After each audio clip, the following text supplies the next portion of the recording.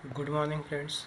Today we are going to discuss Carnot cycle, and after this presentation we are able to answer what are general topics of thermodynamics required for the Carnot cycle, laws of thermodynamics, thermodynamic proper processes, heat engine, what do you mean by heat engine, isothermal and adiabatic, expansions and compressions, and what is about work done in isothermal and adiabatic processes, and then efficiency of heat engine.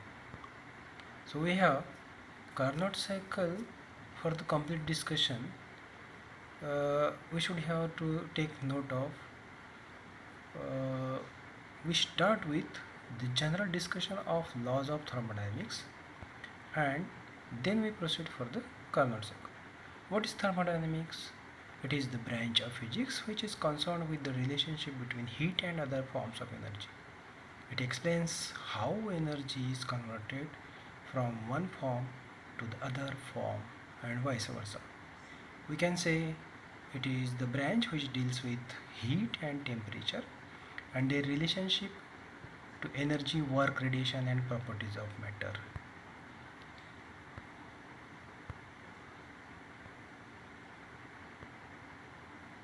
To be specific, a thermodynamic process is a passage of thermodynamic system from an initial to a final state of thermodynamic equilibrium. The laws of thermodynamics define the fundamental physical quantities like energy, temperature, and entropy.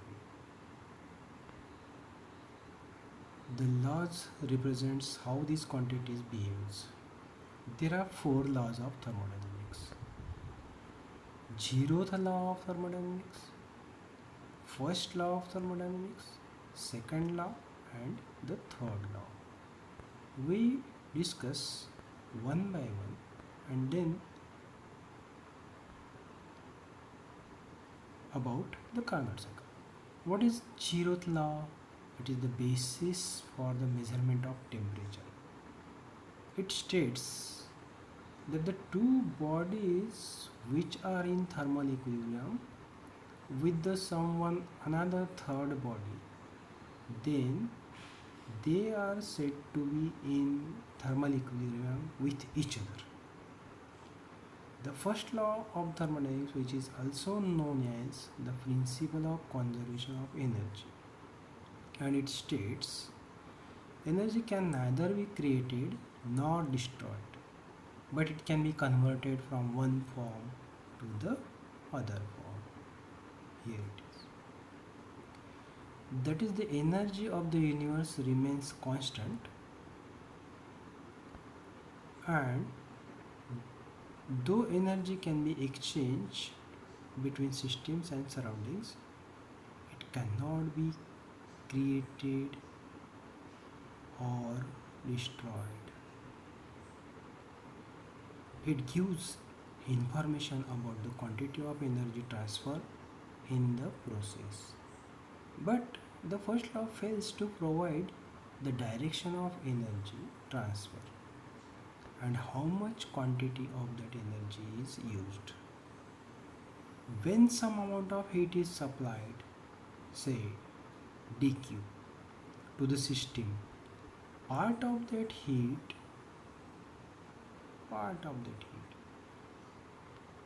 may be used to do the external work, and that is denoted by dw, and remaining heat may be used in increasing the internal energy, du, as denoted of the molecules of the system.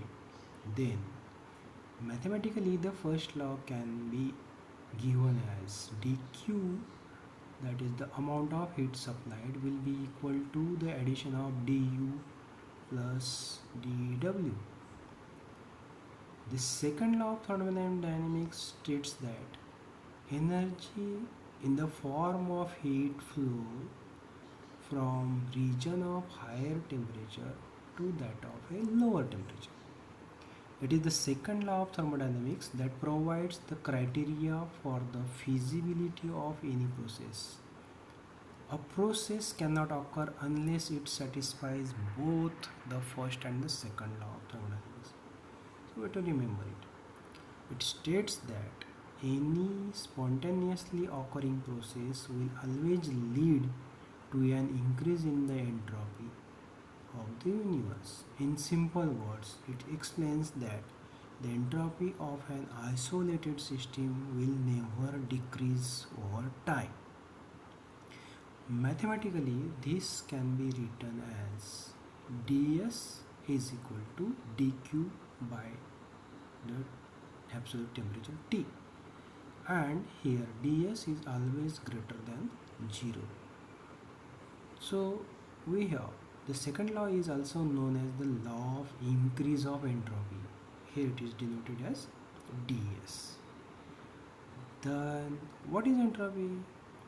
The entropy is a thermodynamic quantity whose value depends on physical state or condition of a system. In other words, it is the thermodynamic function used to measure the randomness or disorder of the system. For example, the entropy of a solid where the particles are not free to move is less than the entropy of gas where the particles are freely moving. Entropy is a measure of randomness of the system, or it is the measure of energy within an isolated system. There are different statements of second law of thermodynamics which are Kelvin statement.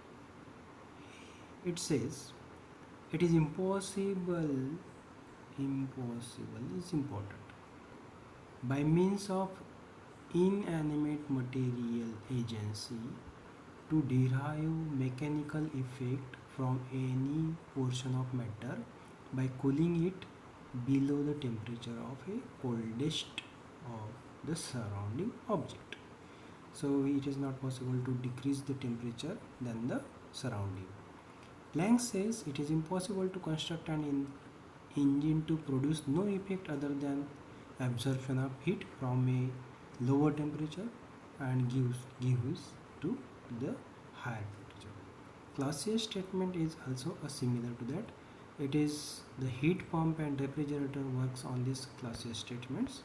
So we will go somewhat faster to complete it. The theory starts with Carnot, also known as father of thermodynamics.